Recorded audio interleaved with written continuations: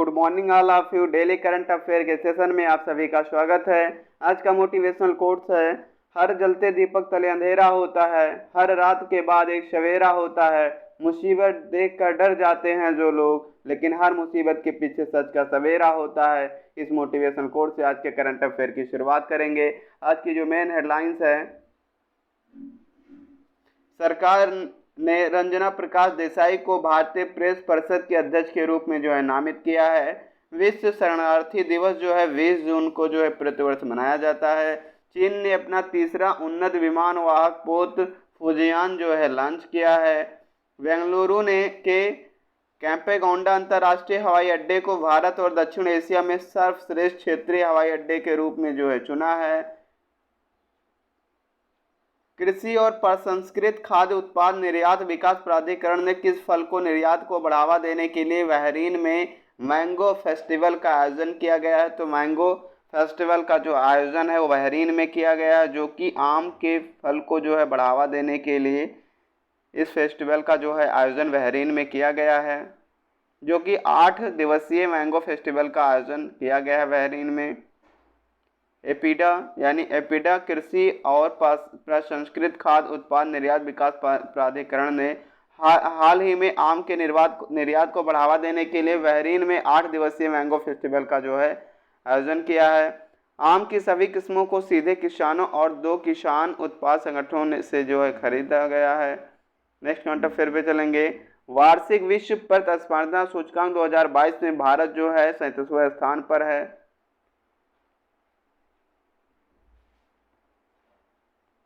Supreme court की पूर्व न्यायाधीश न्यायमूर्ति रंजना प्रकाश देसाई को किस परिषद के अध्यक्ष के रूप में चुना गया है। तो उनको जो है भारतीय प्रेस परिषद के रूप में जो है चुना गया है रंजना प्रकाश देसाई जी को। महिलाओं को रोजगार को बढ़ावा देने के लिए किस सोशल नेटवर्क और संयुक्त राष्ट्र की महिलाओं के साथ समझौता किया गया है। तो ये जो है लिंक्डइन के साथ में जो है समझौता किया गया है। महिलाओं के रोजगार को बढ़ावा देने के लिए लिंक्डइन और संयुक्त राष्ट्र की महिलाओं ने समझौता किया। इसके तहत लिंक्डइन $5 लाख निवेश करेगी। यह परियोजना महाराष्ट्र में 2000 महिलाओं के डिजिटल सॉफ्ट और रोजगार योग्यता कौशल को विकसित करने के लिए एक पायलट जो है लॉन्च करेगी। BS पाटिल ने किस राज्य के लोकायुक्त के रूप में शपथ ली। तो VS पाटिल ने जो कर्नाटक के लोकायुक्त के रूप में जो है शपथ ली है।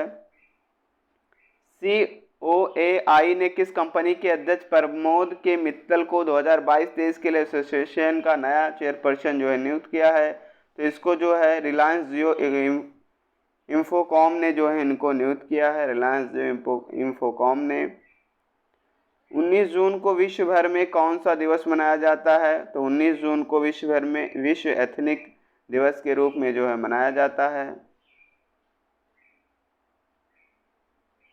निम्न में से किस देश में हाल ही में युवा सांसदों का 8वां वैश्विक सम्मेलन का आयोजन किया गया। तो मिस्र में जो है इसका आयोजन किया गया।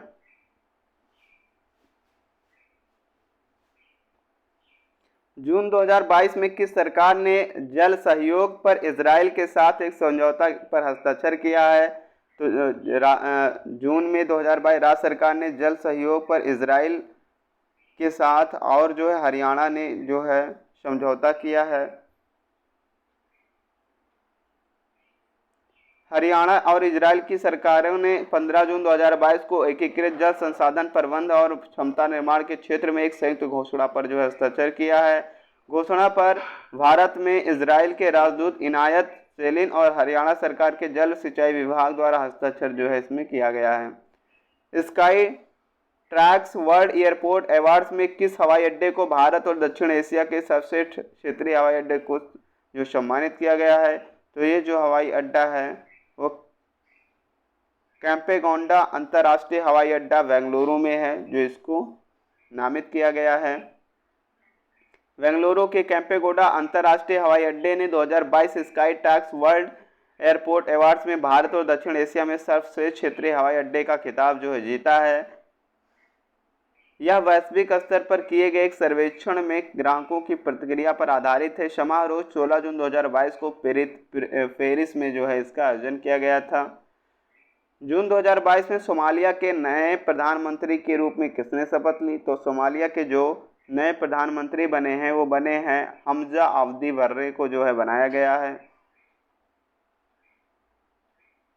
सोमाली राष्ट्रपति हसन शेख मोहम्मद ने 15 जून 2022 को हमजा अब्दी बर्रे को देश का नया प्रधानमंत्री नियुक्त किया है। बर्रे अर्ध स्वायत्त राज्य जुबालैंड से सांसद हैं और मोहम्मद हुसैन रोबल की जो है जगह लेंगे। इसके पहले कौन थे? मोहम्मद हुसैन रोबल थे। बर्रे पीस एंड डेवलपमेंट पार्टी के जो है महासचिव भी थे। नेक्स्ट करंट अफेयर पे चलेंगे। केंद्र सरकार ने जून 2022 में 6 उच्च न्यायालयों में नए मुख्य न्यायाधीशों की नियुक्ति को मंजूरी दी है। उत्तराखंड के मुख्य न्यायाधीश के रूप में किसे नियुक्त किया गया है? तो उत्तराखंड के नए मुख्य न्यायाधीश विपिन सांघी को जो है नियुक्त किया गया है, जो कि उत्तराखंड के मुख्य न्यायाधीश के रूप में नियुक्त किया गया विपिन सांघी जी को। 23 जून 2022 को कौन सा देश 14वें ब्रिक्स शिखर सम्मेलन की मेजबानी करने जा रहा है? तो 14वें ब्रिक्स शिखर सम्मेलन का जो मेजबान करेगा वो चाइना चीन करेगा, जो कि 23 जून को इसकी मेजबानी करेगा शिखर सम्मेलन की, ब्रिक्स की। 2022 में होने वाले 14वें शिखर सम्मेलन का आयोजन जो है अध्यक्ष जो है चीन है। कौन सा राज्य बालिका पंचायत शुरू करने वाला देश का पहला राज्य बन गया है? तो ये जो है पहला राज्य जो है गुजरात बन गया है, जो कि बालिका पंचायत शुरू करने वाला देश का जो है पहला राज्य बन गया है गुजरात।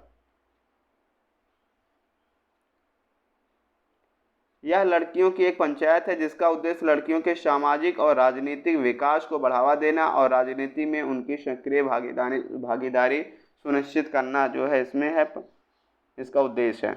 भारत और किस देश ने 19 जून 2022 को नई दिल्ली में पहली शारीरिक संयुक्त सलाहकार आयोग की बैठक का आयोजन किया? तो इसका आयोजन जो है बांग्लादेश ने किया। जून 2022 में भारत ने किस देश के साथ राजनीतिक संबंधों को 50 वर्ष पूरे होने पर लोगो जो है लॉन्च किया? तो ये वियतनाम के साथ में जो है लोगों को लॉन्च किया है। ब्रिक्स शिखर सम्मेलन का 14वां संस्करण की मेजबानी कौन करेगा? तो चीन करेगा बीजिंग में। निम्न में से किस राज्य में बालिका पंचायत शुरू करने वाला भारत का पहला राज्य बना? तो गुजरात बना है। Secular operator association of India के अध्यक्ष के रूप में किसे चुना गया? तो प्रमोद के मित्तल जी को जो है चुना गया है। कौन सा क्रिकेटर 17 जून 2022 को T20 अर्धशतक हासिल करने वाला सबसे उम्रदराज भारतीय क्रिकेटर बन गया है? तो ये जो है दिनेश कार्तिक जी जो है बन गए हैं। 19 जून 2022 को 44वें शतरंज ओलंपियाड के लिए ऐतिहासिक मशाल रिले का शुभारंभ कौन कर रहा है? तो रिले का जो शुभारंभ है वो प्रधानमंत्री नरेंद्र मोदी जी कर रहे हैं। निम्न में से कौन 44वें शतरंज ओलंपियाड के ऐतिहासिक मशाल रिले का शुभारंभ करेंगे? तो प्रधानमंत्री मोदी जी जो है इसका शुभारंभ करेंगे। किस देश की सरकार ने कोविड महामारी के चलते भारतीयों पर लगाए गए सख्त वीजा प्रतिबंध को हटाने का फैसला लिया है? तो इसका फैसला जो चीन ने जो है लिया है।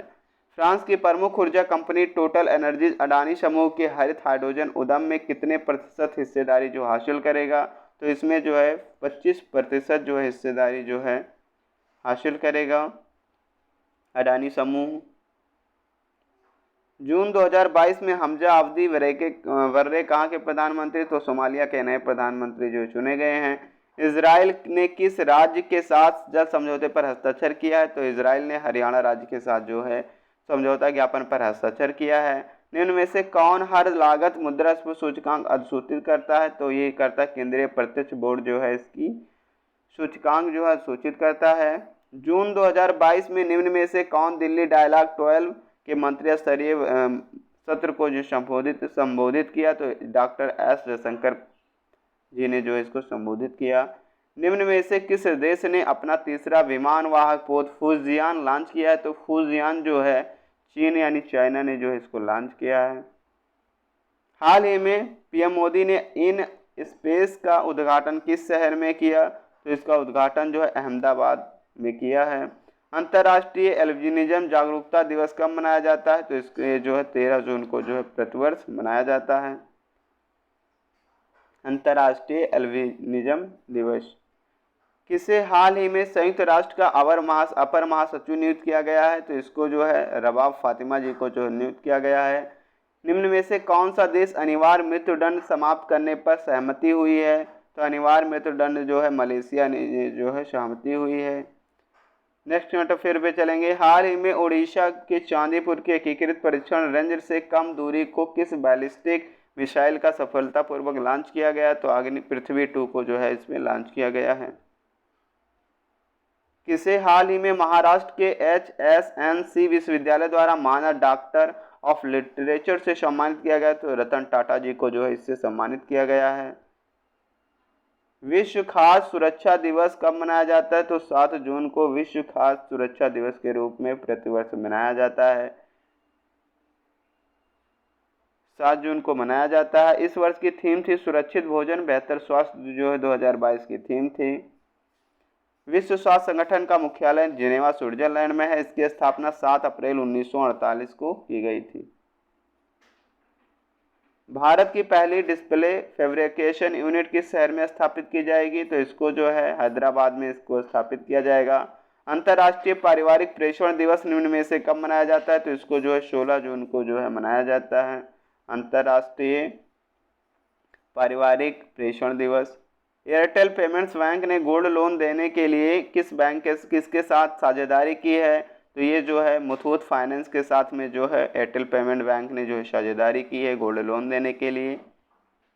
ब्लूमबर्ग बिलियन इंडेक्स के अनुसार किसने एशिया के सबसे अमीर व्यक्ति का स्थान हासिल किया है? तो सबसे पहले नंबर पे हैं मुकेश अंबानी, दूसरे नंबर पे जो है गौतम अडानी जी।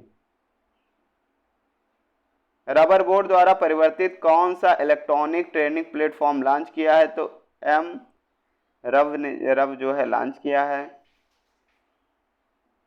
एशिया यूनिवर्सिटी रैंकिंग 2022 के शीर्ष 100 में से भारत के कितने संस्थान सबसे रैंकिंग में है? तो भारत के 4 संस्थान जो हैं रैंकिंग में हैं।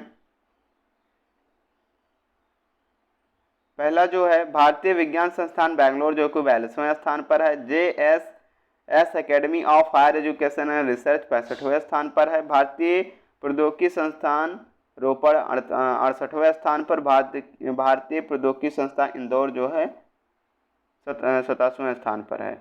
UIC international sustainable railway awards ISRO द्वारा किस देश की रेलवे को जो है सम्मानित किया गया? तो इसे जो है भारतीय रेलवे को जो है सम्मानित किया गया है।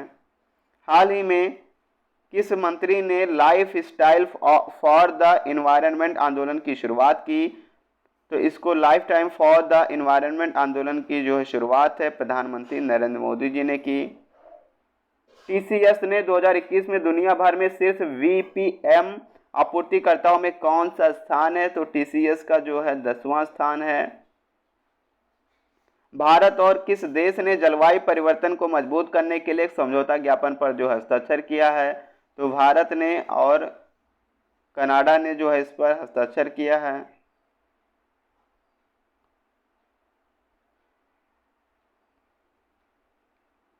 किस राज्य सरकार राज्य के खिलाड़ियों को राजीव गांधी खेल रत्न पुरस्कार की शुरुआत की? तो राजस्थान में जो है इसकी शुरुआत की गई है राजस्थान सरकार द्वारा।